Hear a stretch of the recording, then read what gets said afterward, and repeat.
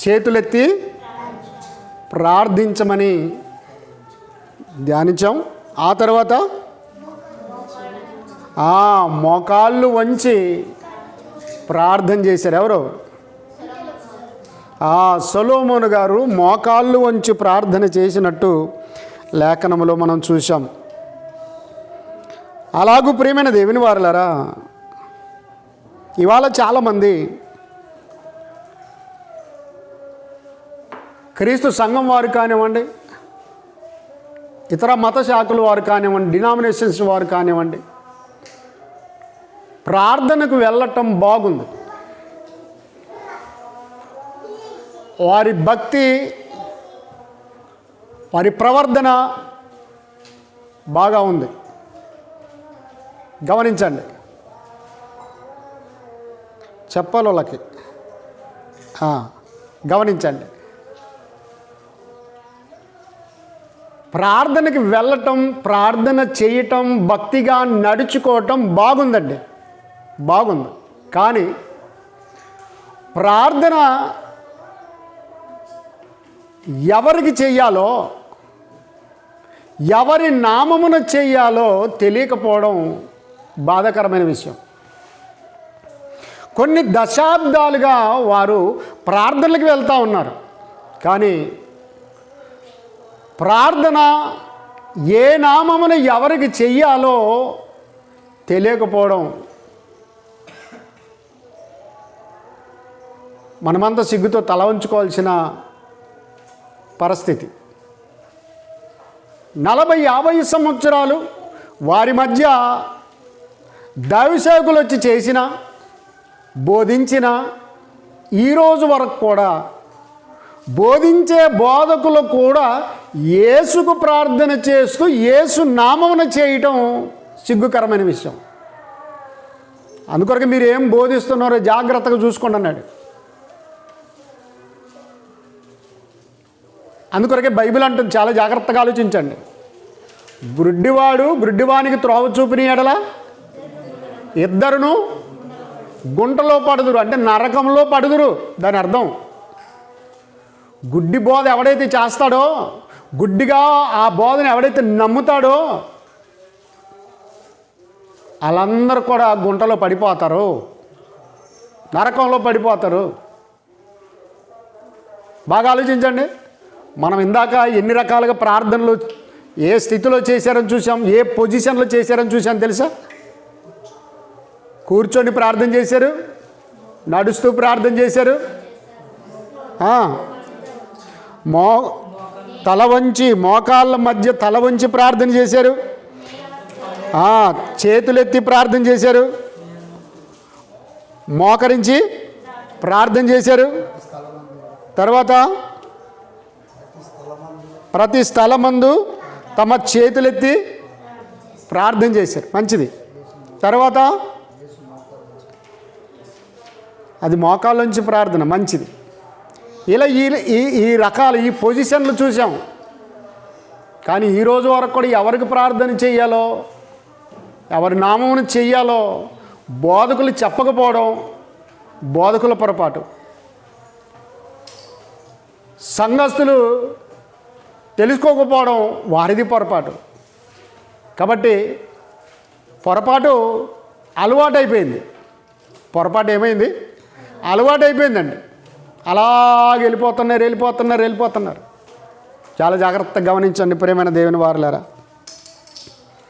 ఇవాళ ఒక అద్భుతమైన విషయాన్ని మీకు తెలియపరుస్తాను. ఇది చాలా పెద్ద అంశం.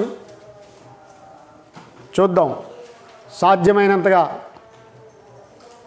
2-3 వారాల్లో ముగించేద్దాం.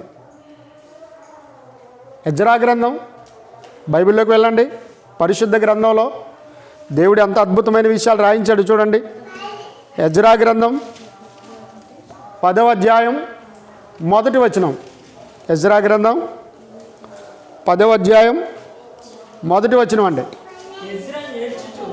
ఎజ్రా ఏడ్చుచు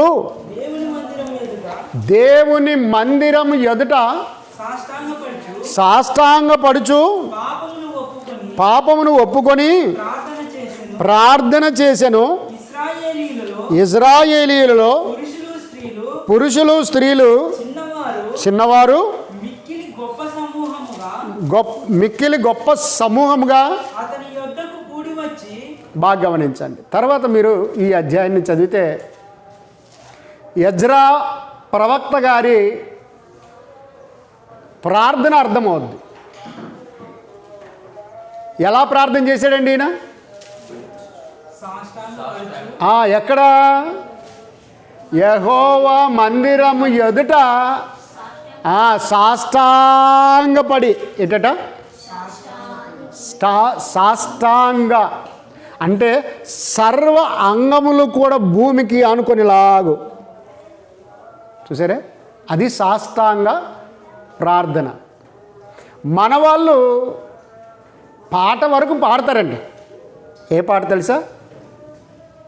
సాగిల పాడి మ్రోకెదము సాత్యముతో ఆత్మాలో మన ప్రభు దేవుని సాగి. కానీ ఎవ్వరు సాగిల పడరండి, ఎవరు సాగిల పడరు. పాట మాత్రం గంభీరంగా పాడతారండి. స్త్రీలు పురుషులు యవనస్తులు అందరు కలిసి ఏమని పాడతారో తెలుసా? సాగిల పాడి మ్రోకే. పాట ఏమంటుంది? సాగిల పడి మ్రొక్కేదము అంటుంది. వీళ్ళు ఎలా ఉన్నారు? పాట పాడేటోళ్ళు నిలుచున్నోళ్ళు నిలుచున్నట్టే ఉన్నారు, కూర్చున్నోళ్ళు కూర్చున్నట్టే ఉన్నారు. మరి పాట ఏమో బాగుందా? ఏమైనా ప్రతిదినం ఉదయం నేను ప్రార్థన చేసుకుంటానండి. ఆ చర్చ్ బిల్డింగ్లో అన్ని తలుపులు వేసేసి ప్రార్థన చేస్తాను. కొన్నిసార్లు ప్రార్థన చేస్తున్నప్పుడు భక్తుల ప్రార్థనలు ఎలా ఉన్నాయో ఒకసారి ఆలోచన చేసుకుంటాను. నాకు నేను అలా చెయ్యాలని ప్రయత్నం చేస్తాను. అందుకొరకు ఒకసారి మీకు చెప్పాను కదా, ఏలీ గారు మోకాళ్ళ మధ్య తల ఇరికించుకొని ముఖం ఇరికించుకొని ప్రార్థన చేశాడు. ప్రయత్నం చేశాను, దేవుడా ఎంత ప్రయత్నం చేస్తున్నాను, నా ముఖము నా మోకాళ్ళ మధ్యలోకి రావట్లేదు. అప్పుడు నేను అనుకున్నాను, ఏలీ గారిని అపార్థం చేసుకోలేదు, దేవుని అపార్థం చేసుకోలేదు, కానీ నాకు బొజ్జ ఉంది కాబట్టి నా వల్ల కాలేదు. మరికొన్నిసార్లు సాగిలపడి ప్రార్థన చేశారు కదా, రైట్, అక్కడ విగ్రహమో బొమ్మనో ఏదో ఉందని కాదు, కానీ ఒక్కసారి సాగిలపడి ప్రార్థన చేశాను. అవును, బైబిల్లో భక్తులు ఎలా ప్రార్థన చేశారో, నిలబడి ప్రార్థన చేశారా, చేతులెత్తి ప్రార్థన చేశారా, నడుస్తూ ప్రార్థన చేశారా, కూర్చొని ప్రార్థన చేశారా, మోకాళ్ళ నుంచి ప్రార్థన చేశారా, సాగిలపడి ప్రార్థన చేశారా, వీటన్నిటిని ఆలోచించేసి ఒక్కొక్కసారి అవన్నీ కూడా ప్రయత్నాలు చేస్తూ ఉంటాను. దేవునికి స్తోత్రం.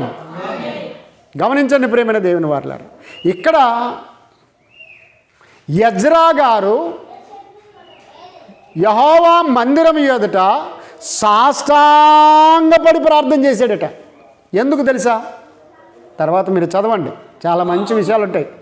తర్వాత చాలా మంచి విషయాలు ఉంటాయి. ఏంటంటే, ఇజ్రాయేలీలు ఎవరండి?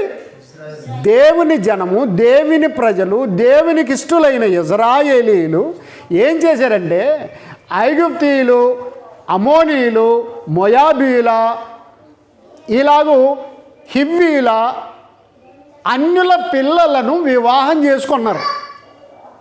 ఎవరిని? అన్యుల పిల్లలని వివాహం చేసుకున్నారండి. అందుకొరకు ఎజ్రా గారు ఆ సంగతి వినినప్పుడు, ఆ సంగతి చూసినప్పుడు యెహోవా మందిరం ఎదుట సాష్టాంగపడ్డాడు.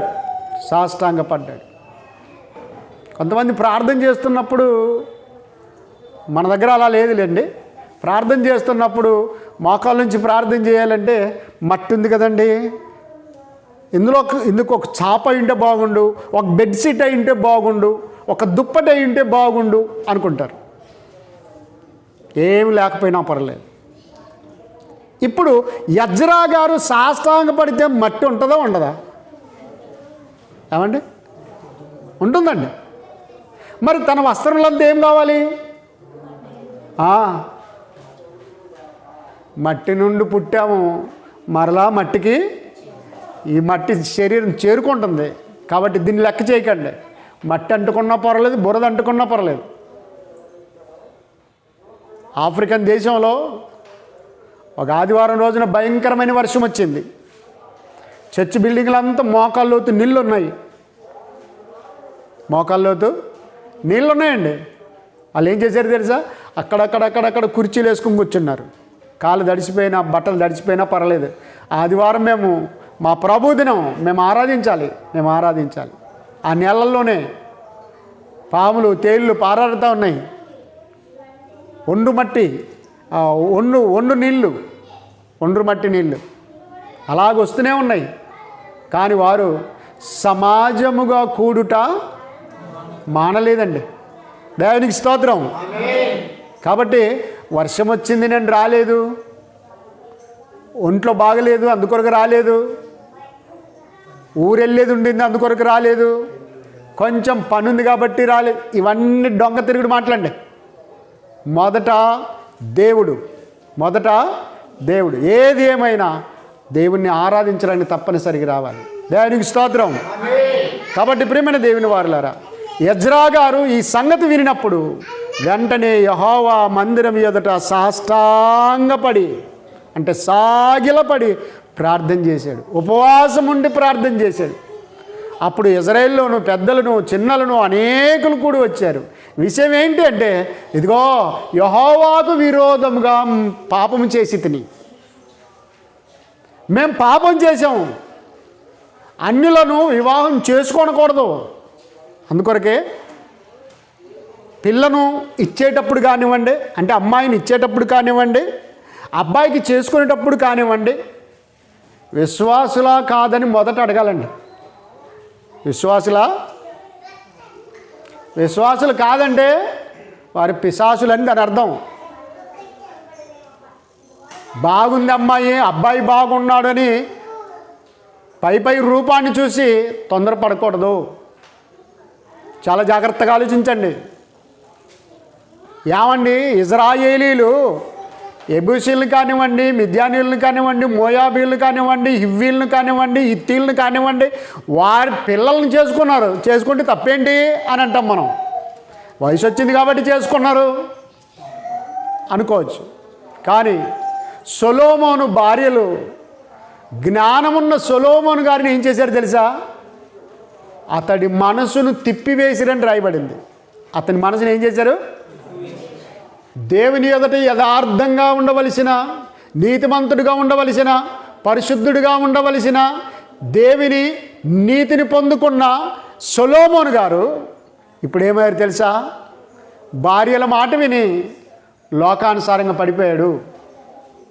కాబట్టి అతగాడి మనసుని తిప్పేశారు.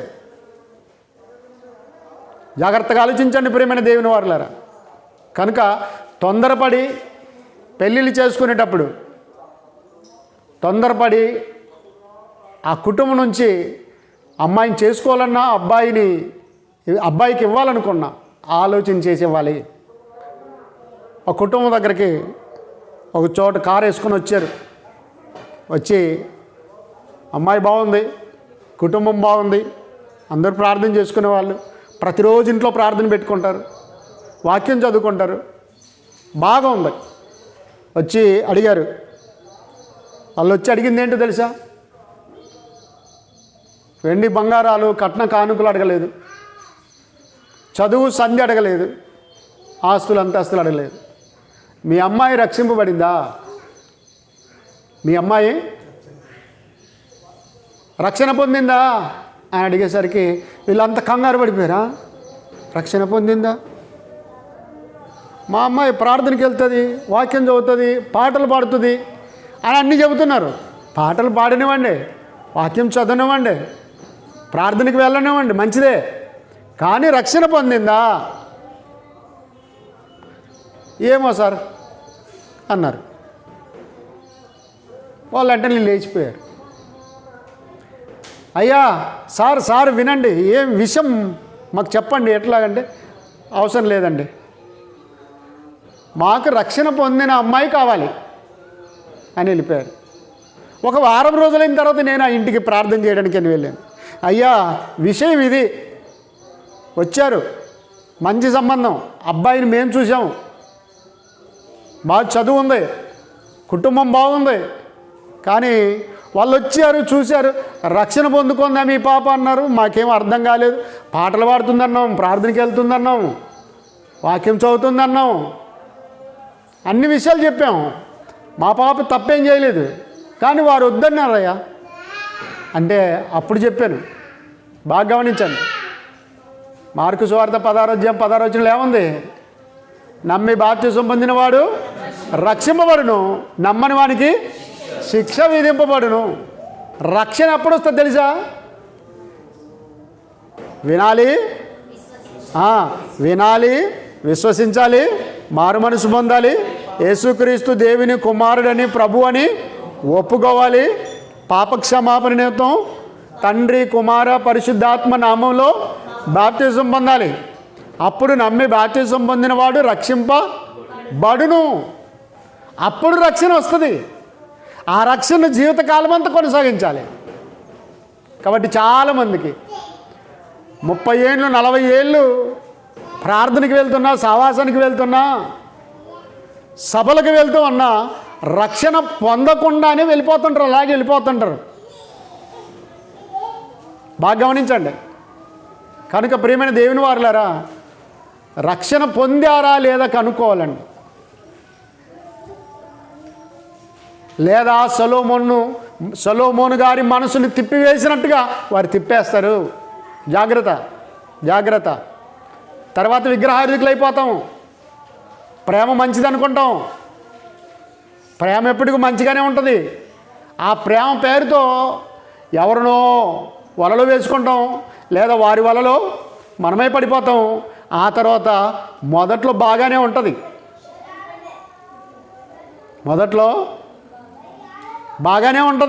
తర్వాత ఏమవుతుందో తెలుసా? బద్ధ శత్రువులు అయిపోతారు. ప్రేమ విరిగిపోద్ది. నువ్వెవరో నేనెవరో చివరికి చంపుకొని స్థాయికి వెళ్ళిపోతారు. కర్ణాటకలో పెళ్లి జరిగింది. ఈ మధ్య మీరు పేపర్లు కూడా చూసింటారు, టీవీలో కూడా చూసింటారు. వారు గత కొంతకాలంగా ప్రేమించుకున్నారు. వారి వయసు తక్కువ ఉందని చెప్పి మైనర్లని చెప్పి దూరం పెట్టారు. మేజర్లు అయిన తర్వాత ఇరువురు కుటుంబాల వారిని ఒప్పించి ఒక కళ్యాణ మండపాన్ని ఏర్పాటు చేసుకొని అందరి సమక్షంలో పెళ్లి చేసుకున్నారు. బాగా ఆలోచించండి. ఆ తర్వాత అబ్బాయి గారి పెదనాన్నింటికి వెళ్ళారు. సాయంత్రం అందరూ చక్కగా వచ్చారు, పెళ్ళి చూశారు, పెళ్ళి చేశారు, భోజనాలు చేశారు. చక్కగా వారి పెట్టుబడులు, వారి గిఫ్ట్లు, కానుకలు ఏమేమి ఉన్నాయో ఇవన్నీ ఇచ్చేశారు. ఎవరి ఇళ్ళకు వాళ్ళు వెళ్ళిపోయారు. సాయంత్రం పెళ్లి కుమారుడు పెళ్లి కుమార్తె పెళ్లి కుమారుని పెదనాన్నింటికి వెళ్ళిపోయారు. ఏం జరిగిందో ఏం లేదో ఇద్దరు చచ్చిపోయారు. పెళ్లి చేసుకున్న వారిద్దరు ఏం చేశారు తెలుసా? లోపల గొడవ పడ్డారు. ఒకరికొకరు కత్తులతో నరుక్కున్నారు. భయంకరం. అబ్బాయి పొడిచాడు, ఈమె పొడిచింది. అతడు నరికేశాడు, ఈమె నరికింది. చివరికి రూమ్ అంతా రక్తసిక్తం. కేకలు విని తలుపులు తెరిచి చూస్తే ఆ గది అంతటా కూడా రక్తమే. శవాలు, 2 శవాలు. ఇంకా డ్రెస్ కూడా మార్చుకోలేదు, పెళ్లి వస్త్రాలు మార్చుకోలేదు, పెళ్లి దండలు మార్చుకోలేదు, ఇంకా తీసివేయలేదు, వాడిపోలేదు. అప్పుడే గొడవ పడ్డారు, చంపుకున్నారు. ఒకరికొకరు చంపుకున్నారు. ఏమంటే వేరే వాళ్ళు ఎవరైనా వచ్చి చంపారండి? ఎవరు రాలేదు. ఏదో వాళ్ళు ప్రేమించుకున్నారు సరే అని చెప్పేసి వాళ్ళ గదిని వాళ్ళకి ఇచ్చేశారు. ఆ గదిలో ఎవరు వెళ్ళకండి అని చెప్పారు. ఎందుకంటే వారిద్దరు కొత్త భార్య భర్తలు కనుక ఉండనివ్వండి అన్నారు. అంతే. ఏం జరిగిందో, ఏమని పెళ్లి చేసుకున్నారో తెలియదు. అమ్మాయి అనంతపురం జిల్లా, అబ్బాయి కర్ణాటక. అబ్బాయికి 26 సంవత్సరాలు ఉంటాయి, అమ్మాయికి 21 సంవత్సరం ఉంటుంది. భయంకరం. అందుకొరకే ప్రియమైన దేవుని వారులారా, భార్యాభర్తల మధ్య వికసించిన ప్రేమ పుష్పము, భార్యాభర్తల మధ్య వికసించిన ప్రేమ పుష్పము, వాడిపోయి రాలును త్వరలో మిగిలిపోవును, వాడిపోయి రాలును త్వరలో మోడులా మిగిలిపోవును. ప్రేమ, యేసుని ప్రేమ, అది ఎవ్వరు కొలువలేనిది, నిజము దీనిని నమ్ము, ఇది భువి అందించలేనిది. దేవునికి స్తోత్రం. కాబట్టి ఈ లోక సంబంధమైన ప్రేమలు ఇలాగుండిపోతాయి. ప్రేమ ఉన్నంత వరకు నాకు నా భార్య కావాలి, నా భార్య కావాలి, ఆమె కావాలి, ఆమె లేకపోతే నేను చస్తానంటాడు, అతను లేకపోతే నేను చస్తాను ఈవిడంటుంది. చివరికి పెళ్ళైన కొద్ది కాలానికే నీవు అవసరం లేదంటారు. అప్పుడు బ్రతుకు బజారు పాలైపోద్ది. అక్కడ పుట్టింటి వారికి చెప్పుకోలేక, ఇటు అత్తరింటి వారు ఆదరించలేక, ఇక్కడ భర్త ఓలుకోలేక, అటు భార్య ఓడ్చుకోలేక, అయ్యో బాబోయ్ పిచ్చివారైపోతారు.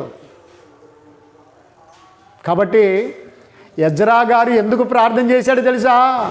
ఇజ్రాయేలీలు అన్యుల పిల్లలను, ఐగుప్తీయుల పిల్లలను, మోయాబీల పిల్లలను చేసుకున్నారు, హిత్తీల పిల్లలు 7 రకాల అన్యుల వారిని పెళ్లి చేసుకున్నారు. కనుక అతడు సాష్టాంగపడి ప్రార్థన చేశాడు. అయ్యో దేవా, మేము పాపం చేసితిమి, మమ్మల్ని క్షమించమని. కాబట్టి ఎజ్రా గారు ఎలా ప్రార్థన చేశారు? సాష్టాంగపడి ప్రార్థన చేశారు. మరొక అద్భుతమైన విషయంలోకి వెళ్దాం. ప్రేమైన దేవుని వారులారా, పరిశుద్ధ గ్రంథాన్ని జాగ్రత్తగా చూడండి. ద్వితీయోపదేశకాండము 9వ అధ్యాయము 18వ వచనం. ద్వితీయోపదేశకాండము 9వ అధ్యాయము 18వ వచనం అండి.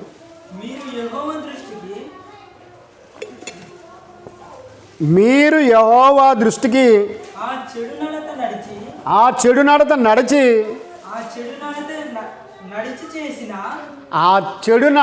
నడిచి చేసిన మీ సమస్త పాపముల వలన ఆయనకు కోపం పుట్టింపగా. మీరు చాలా జాగ్రత్తగా వినాలి. చదివేటప్పుడు చూడండి, చెప్పేటప్పుడు కూడా వినండి. చూచి మునుపటి వలె అన్న పానములు మాని 40 పగళ్ళు 40 రాత్రులను నేను యెహోవా సన్నిధిని సాగిలపడి తిని. ఎవరండి ఈయన? ఒకసారి సీనాయి పర్వతం మీదకి దేవుడు అతగాన్ని రమ్మన్నాడు. సీనాయి పర్వతం మీదకి వెళ్ళాడు. అతడు 40 రోజులు అక్కడే ఉన్నాడు. 40 రోజుల్లో వారు ఏం చేశారంటే, మోషే గారు దేవుడు వ్రాసి ఇచ్చిన 10 ఆజ్ఞల రాతి పలకలను తీసుకొని వస్తూ ఉన్నాడు. అప్పుడు ఇజ్రాయేలీయులు ఏం చేశారు తెలుసా? మోషే అనేవాడు కొండ మీదకి వెళ్ళిపోయాడు, మోషే అనేవాడు ఏమాయనో, కనుక మనము ఒక దేవుణ్ణి చేసుకుందాము అని చెప్పి ఇజ్రాయేలీయుల దగ్గర ఉన్న వెండి బంగారములు బాగా గమనించండి, వారి చేతులకున్న కడియములు, కమ్మలు, ముక్కెరలు, కడియాలు, వెండి బంగారు వస్తువులన్నీ కూడా అహరోను గారికి ఇస్తే, అహరోను గారు పోత పోసిన ఒక దూడ విగ్రహాన్ని చేశాడు. దూడ విగ్రహాన్ని చేశాడు. దాన్ని ఒక చోట నిలవబెట్టగా దాని గురించి ఏమన్నారు తెలుసా? ఐగుప్తు బానిసత్వములో నుండి మనలను నడిపించిన దేవుడు ఇదే. మనలను నడిపించిన దేవుడు ఇదే. చాలా జాగ్రత్తగా ఆలోచించండి. కనుక దాని చుట్టూ ప్రదక్షిణం చేస్తూ, కేకలు వేస్తూ, పూజలు చేస్తూ దానికి మొక్కుతూ ఉన్నారండి బాబు. కనుక ఆ సీన్ చూసిన మోషే గారు వెంటనే దిగ్భ్రాంతికి లోనైపోయాడు. తన చేతిలో ఉన్న 2 రాతి పలకలను అలాగ వదిలిపెట్టేశాడు. అహరోన్, ఇజ్రాయేల్ వారులారా, ఇజ్రాయేల్ పెద్దలారా, ఏమిటిది చూసారా? చాలా జాగ్రత్తగా ఆలోచించండి. అరణ్యములో వారు ఆకలి కొనినప్పుడు ఆకాశం నుండి మన్నాను కురిపించింది దేవుడైనా యెహోవా. వారందరూ దప్పికొంటే బండ నుంచి నీళ్లు తెప్పించింది దేవుడైనా యెహోవా. వారు మాంసం కావాలి, మేము ఐగుప్తు దేశంలో కూర కుండల దగ్గర కూర్చొని తినేవాళ్ళము. అయ్య బాబు, ఇదంతా సవ్వగా ఉంది, చప్పగా ఉంది, ఏంటి మోసే, మాంసం లేకుండా చంపడానికి మమ్మల్ని తీసుకుని వచ్చావా అన్నప్పుడు మోసే ప్రార్థన చేస్తే దేవుడు ఏం చేశాడు? నాన్న, తూర్పు నుండి పూరేళ్ళని పక్షులు వస్తాయి, వాటిని కొట్టుకొని చంపుకొని తినమను, వండుకొని తినమను, రేపటికి ఉంచుకోవద్దు, తాజా దాన్ని ఏమంటారండి? హాట్ కదా, ఫ్రెష్. మనం కూడా చికెన్ కొట్టు దగ్గరికి వెళ్తే నిన్నటిదాన్ని ఇచ్చేవబ్బా, ఫ్రెష్దే కదా అని అడిగి తీసుకుంటాం. మళ్ళీ దేవుడు కూడా ఇజ్రాయేలీయులందరూ ఎలా ఉండాలంటే ఫ్రెష్గా తిని బాగుండాల, నా పిల్లలు బాగుండాల అని కోరుకున్నాడు. అప్పుడు ఇజ్రాయేల్ మధ్య పాలెమందరూ కూడా 3 అడుగుల ఎత్తు వరకు ఆ పూరేళ్ళకి పడితే మహానుభావులు పుష్కలంగా తిన్నారండి, పుష్టిగా తిన్నారు. మరి కొంతమంది ఏం చేశారు తెలుసా? గుడారాలు దాచిపెట్టుకున్నారు. అంటే దాని అర్థం ఏంటి? దేవుడి మీద నమ్మకం లేదు. ఎవరి మీద నమ్మకం లేదు? రేపు కురిపిస్తాడో లేదో, ఈ మాంసం దొరుకుద్దో లేదో, కాబట్టి ఉండాలి అని చెప్పి గుడారాలు దాచిపెట్టుకున్నారు. మరుసటి రోజు దాన్ని తిన్నారు, బాగా తిన్నారు. తిని చివరికి ఏమైంది తెలుసా? చిగులులో ఆ మాంసం ఇరుక్కుపోయింది. ఏమైంది? అందరి దవడలు వాచిపోయాయి, మాట రాకుంది, కూలీలు కావాలి. దేనికి? ఆ చిగుల్లో ఉన్న మాంసాన్ని పీకేయడానికి వీలు కాలేదు. చచ్చారు గొడ్లు, మాంసం తిని చచ్చారు. దేవుడేమో ఎప్పటికప్పుడే ఫ్రెష్గా తిని బ్రతకండి, ఈరోజు మాంసం ఈరోజే, రేపు మాంసం రేపే, ఎల్లుండి మాంసం ఎల్లుండే, మీకు ఎప్పుడు మాంసం కావాలంటే అప్పుడు, ఎప్పుడు అన్నం కావాలంటే అప్పుడు.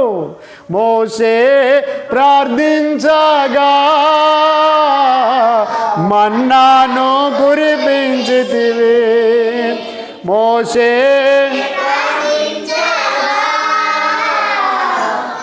ఇప్పుడు మన్న కాదు, ఒకసారి మన్న అనాలి, రెండోసారి ఏమనాలి? మోసే ప్రార్థించగా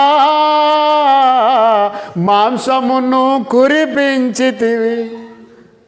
అవునా? కురిపించలేదా? ఆయస్ దేవుడు ఉన్నతుడండి. ఆయన మన ఆలకించేవాడు, మన టేస్ట్లు ఆలోచించినవాడు. ఆయనే అన్ని టేస్ట్లన్నీ ఉంచాడు, అన్ని రుచులు ఉంచాడు. తినన్నా అవన్నీ నీ కోసమే, నువ్వు మాత్రం నా కోసం. అందుకొరకే పువ్వులెందుకు, కాయలెందుకు, ఋతువులెందుకు, కాలాలెందుకు,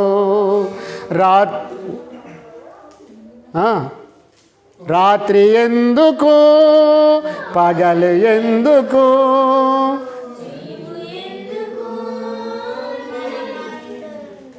ఉన్నవన్నీ నీకోసమేనని, నీవు దేవుని కోసమే,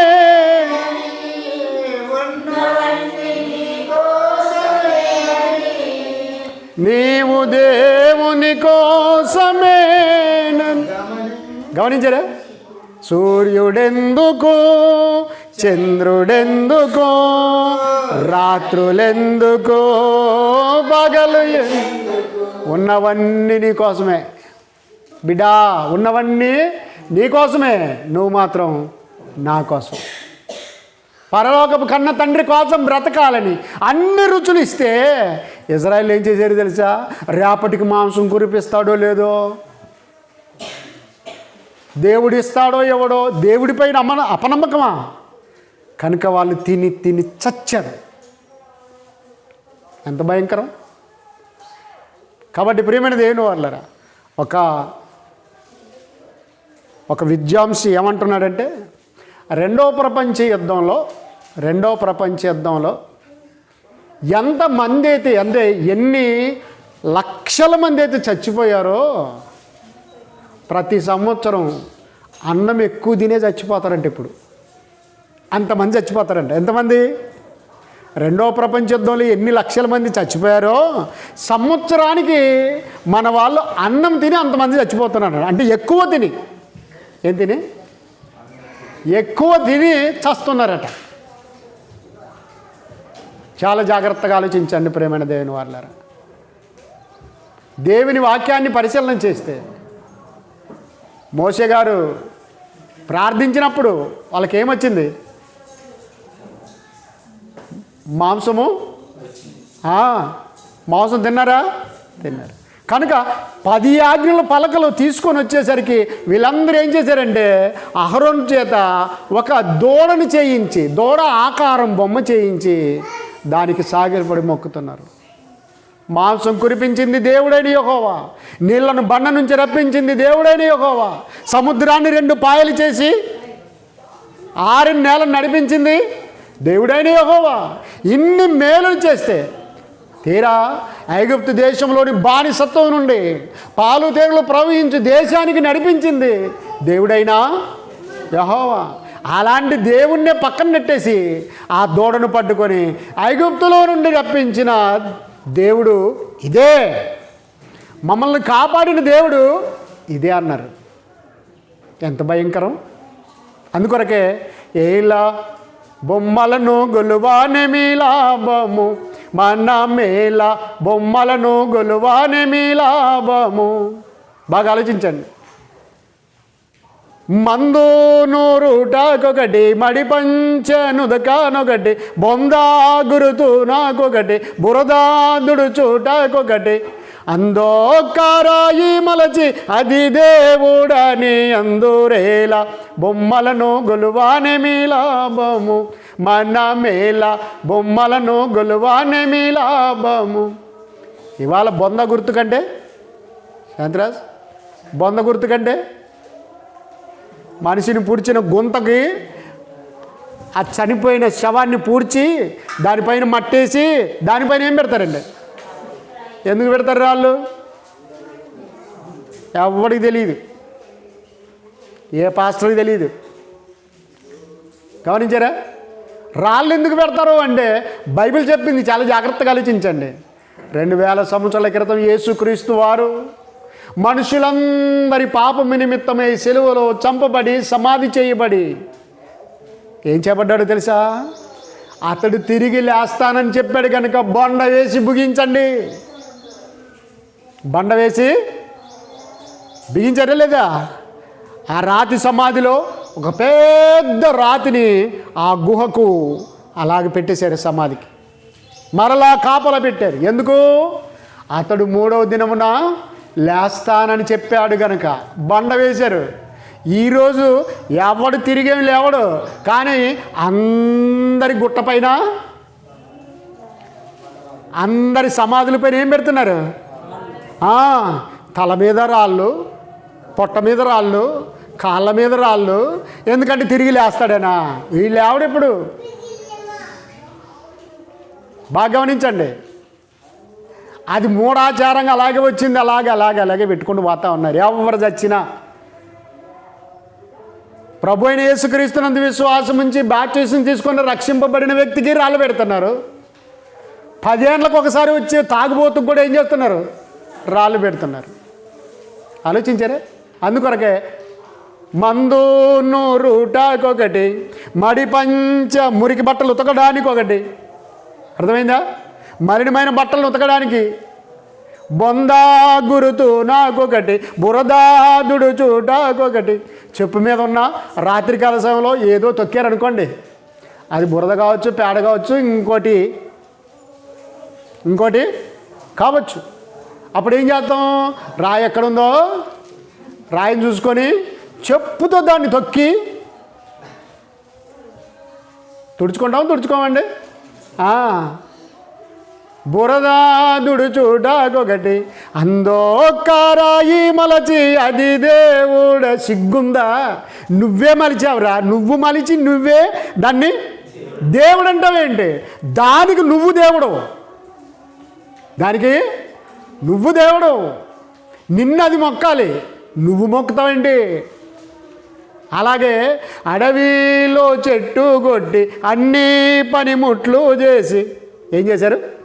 చెట్టు కొట్టి ఆ చెక్కతో ఏం చేస్తారు తెలుసా? ఇదిగో బల్ల చేస్తారు, పెట్టె చేస్తారు, డోర్ చేస్తారా? కుర్చీ చేస్తారు, బండి చేస్తారు, బండి చక్రాలు చేస్తారు, నాగలి, గొర్రు, గుంటక ఏ వస్తువైనా చేసుకుంటారు. బాగా గమనించండి. చివరికి అదే కట్టెని ఏం చేస్తారు? పగలగొట్టి చీల్చి ఏం చేస్తారు? తల పగలగొట్టుకుంటారు. అదే కర్రను ఏం చేస్తారు తెలుసా? అదే కట్టెను, అదే చెక్కను ఏం చేస్తారు తెలుసా? పొయ్యిలో పెట్టి కాల్చేస్తారు. అడవిలో చెట్టు కొట్టి అన్ని పనిముట్లు చేసి వడివంక తీర్చి బొమ్మ వడ్రంగి చేయు పిదప దృఢమైన రంగు పూసి పడి మ్రొక్కుచుందురే. ఏం ఆలోచించండి. వాళ్ళకి బుర్రలో ఏమైనా ఉందంటారా? బుర్రలో మెదడుందంటారా? ఆలోచించండి. దృఢమైన రంగు పూసి పడి మ్రొక్కుచుందురేలా బొమ్మలను గొలువానెమిలా బొమ్ము మన మేళ బొమ్మలను గొలువానెమిలా బొమ్ము. కాబట్టి ప్రియమైన దేవుని వారలారా, చాలా జాగ్రత్తగా ఆలోచించండి. ఇలాగ చూస్తే ఇజ్రాయేలీలు ఆ దూడను మ్రొక్కి, ఆ బొమ్మను మ్రొక్కి ఐగుప్తు దేశంలో నుండి మనల్ని నడిపించిన దేవుడు ఇదే అన్నారు అంటే దేవుడు ఎంత బాధపడాలి. జనంలో నిలబడి నా కొడుకు నన్ను చూసి నన్ను నాన్న అనకుండా, నన్ను డాడీ అనకుండా, గమనించరా, ఏ జంతువును చూపించి ఇదే మా డాడీ అంటే నాకు ఎలా ఉంటుంది? ఒకసారి చెప్పండి. నా కొడుకు ఏదో విగ్రహాన్ని, బొమ్మను, చెట్టును, గుట్టను, రాయిని, రప్పను పట్టుకొని ఇదే నన్ను పుట్టించిన దేవుడు అంటే నేనేం చేయాలి?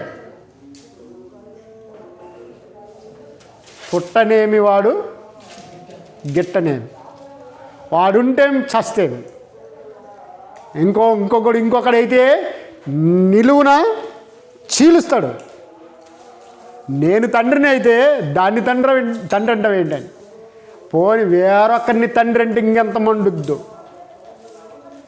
మరి ఇప్పుడు ఇజ్రాయేలీలు ఆ పోతపోసిన విగ్రహాన్ని ఇదే దేవుడు అన్నప్పుడు దేవుని కోపం మండదా? ఆలోచించండి. కనుక మోషే గారు ఏం చేశారు తెలుసా? 40 రాత్రులను 40 పగలను ఉపవాసముండి సాగిలపడి ప్రార్థన చేశాడు. ఇజ్రాయేలు మీది పాపం మోపొద్దు, నీ కోపం వారి మీదికి రానివ్వద్దు, వారిని క్షమించు. 40 రాత్రులు. మరోసారి చదవండి వచనం, 9వ అధ్యాయం 18వ వచనం అనుకుంటాను. ఇందాక చదివారు కదా, ద్వితీయోపదేశకాండము 9వ అధ్యాయం 18వ వచనం. 9వ అధ్యాయం 18వ వచనం. మీరు యెహోవా దృష్టికి ఆ చెడు నడత నడిచి చేసిన మీ సమస్త పాపముల వలన ఆయనకు కోపం పుట్టింపగా చూచి మునుపటి వలె. చూసారా ఏం మానాడట? అన్నపానములు మాని 40 పగళ్ళు 40 రాత్రులు నేను యెహోవా సన్నిధిని సాగిలపడితిని. ఏం చేశాడట? సాగిలపడి ప్రార్థన చేశాడండి. సాగిలపడి ప్రార్థన చేశాడు. ఎన్ని రోజులు తెలుసా? 40 పగలును 40 రాత్రులు. బాగా ఆలోచించండి. మధ్యాహ్నానికి ఎవడు మజ్జిగ పోయలేదు, సాయంత్రానికి ఎవడు ఫలం ఇవ్వలేదు. మన వాళ్ళు 40 శ్రమలు దినాలని ఎవడో చెప్పిన దాన్ని పట్టుకున్నారు. ప్రతి 40 అంటే ప్రతి సంవత్సరం 40 రోజులు, ప్రతి సంవత్సరం 40 రోజులు శ్రమల దినాలని ఎవడు చెప్పాడు? మోషే గారు చెప్పారా? మోషే ఎందుకోసం ప్రార్థన చేశారు తెలుసా? ఇశ్రాయేలీలందరూ తమ దేవుడైన యెహోవాను వదిలిపెట్టి విగ్రహాన్ని పూజించడం మొదలుపెట్టారు కనుక వారికి మాటలు లేని, నోరున్న మాటలు లేని, చెవులున్న వినలేని, కాళ్ళున్న నడవలేని ఒక విగ్రహాన్ని చేసుకొని దేవుడు అన్నారు కనుక యెహోవా కోపం వారి మీద రగిలిపోతుంది నాశనం చేయటానికి.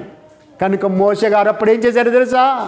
40 పగులను 40 రాత్రులను అన్నపానములు మానేసి, అంటే దాని అర్థం ఏంటి తెలుసా? దేవా, సైన్యములకు అధిపతి యెహోవా, నేను మట్టి నుండి పుట్టిన వాడిని కాబట్టి మన్నైపోయినా పర్లేదు, 40 రాత్రులు 40 పగళ్ళు అన్నపానములు ఏం తీసుకొని చంపితే నన్ను చంపేసేయి, కానీ వారిని మాత్రం క్షమించు. అందుకోసం అండి అన్నపానాలు మానేసింది. ఆరోగ్యం రావాలని కాదు, సావుకు తెగించాడు మోషే గారు. దేవునికి స్తోత్రం, దేవునికి స్తోత్రం. సావుకు తెగించాడు. కానీ మన వాళ్ళు ప్రతి సంవత్సరం మార్చి ఏప్రిల్లో 40 శ్రమల దినాలని ఏర్పాటు చేసేసుకొని ఎవడికి వాడే ముఖం నలుగు చేసుకోవడం కాదు, ముఖం చిన్నబుచ్చుకోవడం కాదు, ఉపవాసం ఉన్నట్టు యాక్షన్ చేయటం కాదు. మోషే గారు ఏం చేశారు? 40 పగళ్ళు 40 రాత్రులు అన్నపానములు మానేసి సాగిలపడ్డాడు. ఏంటండి? ఆ ప్రజలందరినీ కాపాడుకోవడానికి, ఆ ప్రజలందరినీ దేవుని వైపు తిప్పడానికి, దేవుని కోపం వారి మీద రాకుండా ఉండటానికి, కాపాడుకోవటానికి మోషే ప్రవక్త ఏం చేశాడు? 40 రాత్రులు 40 పగళ్ళు అన్నపానాలు మానేసి ఆయన సన్నిధిలో సాగిలపడ్డాడు. దేవా, దేవా, వారి మీద నీ కోపం రానియద్దు. ఇదండి ఎజ్రా సాగిలపడ్డాడు. ఒక మోషే సాగిలపడ్డాడు. ఎందుకు? శ్రమల దినాల యాక్షన్ కాదండి. వీళ్ళేమో ప్రతిరోజు ఎవరో ఒక ఇంట, ప్రతి శుక్రవారం ఎవరింటో ఒకరింట శ్రమల దినాలని పెళ్ళిళ్ళు మానేసి, కార్యక్రమాలు మానేసి, గమనించారా? మరి ఆ ఇంటికి వెళ్ళగానే మధ్యాహ్నం 3 అయిందా లేదా, వాడు మునక్కాయలు ఏమని తెచ్చాడు లేదా, వాడు క్యారెట్లు ఏమని తెచ్చాడు లేదా, సాంబార్ బాగుందా బాగాలేదా, ఏమంటారు? ఏటి మీద చెప్పు. ఏటి మీద బాపనయ్య, కూటి మీద చింతట. ఏటి ఒడ్డునేమో తపస్సు చేసుకుంటుంటాడని కూటికెళ్ళ ధ్యాస ఉందట. వాడు అన్నం చేసినో లేదో, వాడు సర్ది తెస్తాడో తేడు. గమనించారా ప్రియమైన దేవుని వారులారా? కనుక మన వాళ్ళు అలా నటించే భక్తులు ఉన్నారు, భక్తులుగా నటిస్తున్నారు. అందుకొరకే యేసుక్రీస్తు వారు ఏమన్నా తెలుసా? అయ్యో వేషధారులని శాస్త్రులారా, పరిచయులారా, మీరు పాత్రను వెలుపట మాత్రమే శుభ్రం చేసి లోపట ఎలా ఉంది?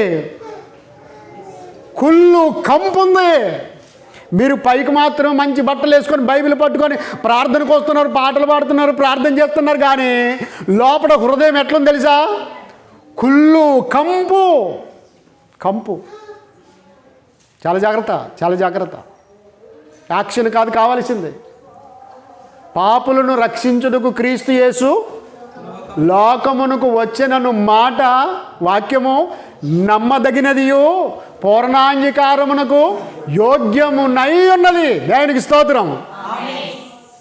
ఆ యేసుక్రీస్తు వారిని అడగండి, 40 రోజులు ఏం తిన్నవయ్యా అని అడిగితే 40 రాత్రులు 40 పగళ్ళు అతగాడు కూడా ఉపవాసం ఉండి ప్రార్థన చేశాడు. దేవునికి స్తోత్రం. ఎవరు మధ్యాహ్నం క్యారెట్ తెచ్చివ్వలేదు? ఎవరికి? మోషేకి ఇవ్వలేదు. ఇక్కడ యేసుక్రీస్తు వారికి కూడా ఇవ్వలేదండి. అతడు ఇజ్రాయేలును రక్షించుకోవడానికి ఉపవాసం ఉండి సాగిలపడి ప్రార్థన చేశాడు. యేసుక్రీస్తు వారు సర్వలోకాన్ని రక్షించడానికి 40 రాత్రులు 40 పగళ్ళు అన్నం మానేశాడు. దేవా, నువ్వు నాకు ఒక శరీరం అమర్చితివి, ఇదిగో నేను వచ్చి ఉన్నాను, ఈ లోకం కొరకు నేను వచ్చాను, కాపాడండి, రక్షించండి అని వచ్చాడు యేసుస్వామి. తన ప్రాణం బలి పెట్టడానికి వచ్చేసాడు. 40 పగలు 40 రాత్రులు ఆయన రొట్టె కానీ, బ్రెడ్ కానీ, లేకపోతే మజ్జిగ కానీ, పాలు కానీ, పండ్లు కానీ ఏం తీసుకోలేదండి. చావ సిద్ధమయ్యాడు. ఆ మీదట శోధకుడు వచ్చాడు. ఇంకా భయంకరమైన శోధన మొదలయ్యింది. గమనించారా ప్రేమైన దేవుని వాళ్ళ? రోజు ఇప్పుడు శ్రమలు తినాలని చెప్పి నటించే వారంతా కూడా గమనించారా, ఉన్నది ఉన్నట్లు చెప్పారనుకో, క్రీస్తు సంఘం వాళ్ళకు ఉంది అని మండిపడతారు మన మీద. బాగా ఆలోచించారా? అందుకొరకే ఉన్న మాటల నన్నవాణిని ఉండనీయరు లోకులు, ఉన్న మాటలు నన్నవాణిని ఉండనీయరు లోకులు, ఇక కన్న బాధలు పెట్టి వానిని కష్టముల పాల్చేతురు. యేసువా యేసువా క్రీస్తేసువా ఇలా ఏమి నందును లోకము, దోషులను మరి నిన్ను మరచిన దొంగ భక్తుల చర్యలు. యేసువా. కాబట్టి వారికి బోధించే బోధకులు అలాంటి బోధ చేస్తున్నారు. వారి బోధ వింటున్నవారు అలాగ మరలా డబల్ యాక్షన్ చేస్తారు. వారి బోధకులు సింగల్ యాక్షన్ చేయొచ్చాము, కానీ వీళ్ళు డబల్ యాక్షన్లు చేసేసి నటించి రక్తి కట్టిస్తారు. ఆ నాటకం కరెక్ట్గా బాగుంది అన్నట్టు చేస్తారు. మన తాతల నుండి చేసుకుంటూ వచ్చాం, ఇప్పుడు వద్దంటారా అని అంటారు. కానీ బైబిల్ అలాంటిది ఏమీ లేదండి. ఎవరికైనా శ్రమ సంభవించినా అతడు ప్రార్థన చేయవలెను. పోయిన సంవత్సరం మణిపూర్ రాష్ట్రం అంతా శ్రమల చేత మండిపోయింది. ఎంతోమంది కాల్చబడ్డారు, ఎంతోమంది పొడవబడ్డారు, ఎంతోమందిని నిజంగా నిప్పుల్లో కాల్చి చంపారు. మరి శవాలు కూడా దొరకకుండా చేశారు. ఎప్పుడండి? గుడ్ ఫ్రైడే అప్పుడా? శ్రమలు వాళ్ళకు వచ్చింది గుడ్ ఫ్రైడే సమయాల్లో వచ్చిందా? బాగా ఆలోచించండి. సంవత్సరం పొడవునా ఈ మతతత్వవాదులు చంపి పాడేశారు. 100 మందిని చంపేశారు. 100 చర్చ్ బిల్డింగ్లు తగలబెట్టేశారు. మణిపూర్ రాష్ట్రంలో క్రైస్తవులే ఉండకూడదన్నట్టు హింసించారు. గమనించండి. సంవత్సరానికి 40 రోజులు శ్రమల దినాలు రావండి. ఎవరికి ఎప్పుడు ఏ శ్రమ వస్తుందో తెలియదు. ఆ శ్రమను నువ్వు ఎదుర్కోవాలి.